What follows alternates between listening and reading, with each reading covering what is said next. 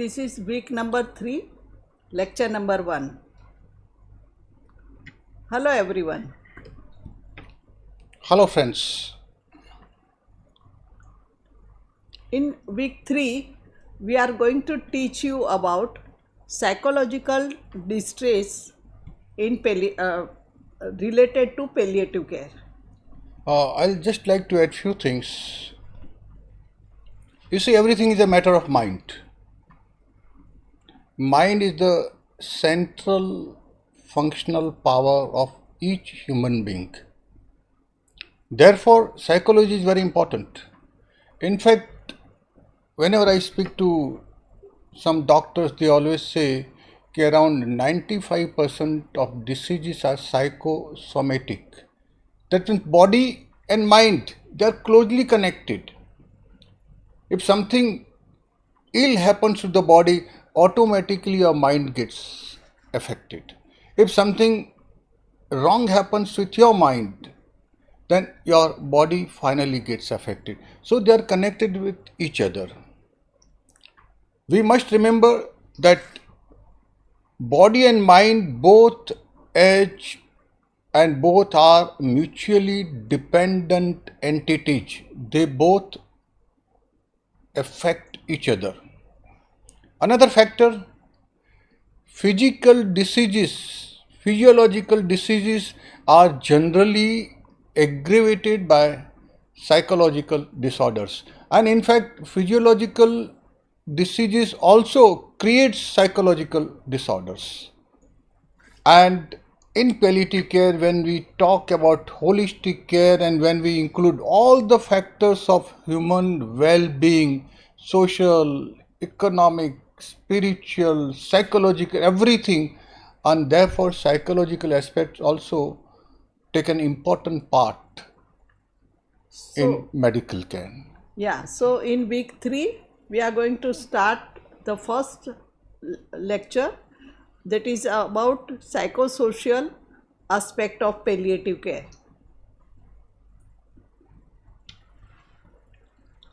Second lecture will be on what is psychological distress and the factors which are responsible to cause psychosocial distress in the patient, and their clinical features will be discussed over here. Third lecture, it's a type of psychological distress. It has been prepared by Dr. Monica Lalit Piplani. She is a psychiatrist in Sri Guru Ramdas University of Health Sciences, located at Amritsar. No. Then We are also going to discuss various scales to measure the psychological distress. Very popular scale are Kessler scale, and another is distress thermometer. In this lecture, Dr. Yashwant Joshi has narrated both this scale, and this is to measure the psychological distress in a patient or even a caregiver. and the distress thermometer is very handy. It just takes less than 30 seconds about the psychological problems a patient is suffering. Just less than 30 seconds means half a minute. Another lecture will address the generalized anxiety disorder along with a case study. And this is basically in the form of case study, and she will tell you, Dr. Gita Joshi will tell you the importance of case study in medical field.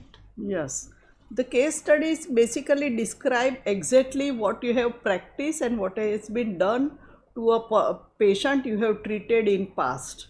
So this is based on experience, a real patient, and what are the outcomes. So there is lot to learn from the case study. In research also, a randomized clinical trial has got its own role to play, but case studies are also equally important. The area where the randomized control trial is not possible, we depend on the outcome of the case studies, maybe multiple case studies is done on a particular subject. And this is the last lesson of week number 3, that is guilt and regret. What's the difference between guilt and regret? And let me tell you, most of us have our own guilt and regrets. Some of them they are private, some of them, of course, we do discuss with our friends and family members. What is a guilt? Guilt is basically negative form. And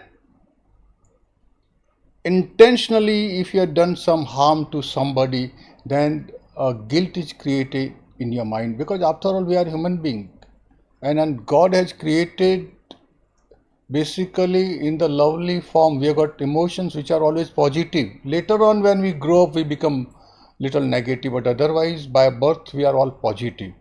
So whenever we do some harm to somebody intentionally, then we always think that no, this is not good, I shouldn't have done it.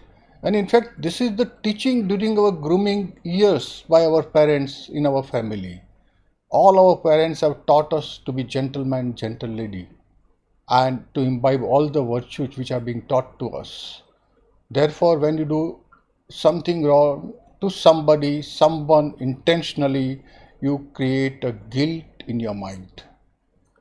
Whereas regret, it is inadvertently. It just happens sometimes. You don't want it to happen, but it just happens, and then later on you realize, oh, I shouldn't have done it. So this way, regret is possible, and regrets can be corrected. Regrets can be corrected by going to that person. Yes, I couldn't do it, but I'm sorry. Next time, please call me whenever some help is required. And regrets which cannot be corrected can be counseled, and that is what we are going to learn in this week 3 about the psychological disorder, which is very important aspect of palliative care. Thank you, coming friends. to theme Yeah, of the- coming to themes again. Why do I forget every time? Maybe I'm suffering from dementia. No. I crossed 70 years. Yeah, possibly. Possibly. So the theme of this particular week, week number 3, has been chosen as social support alleviates psychological suffering. Psychological suffering, so people generally they remain at home, they don't talk to anybody, they are lonely, they do not open up. And this is where the family members, close friends, society comes up. If they offer their love, then definitely that psychological suffering reduces. So our theme for this week is social support alleviates psychological sufferings. Thank you, friends. Very much. Thank you very much.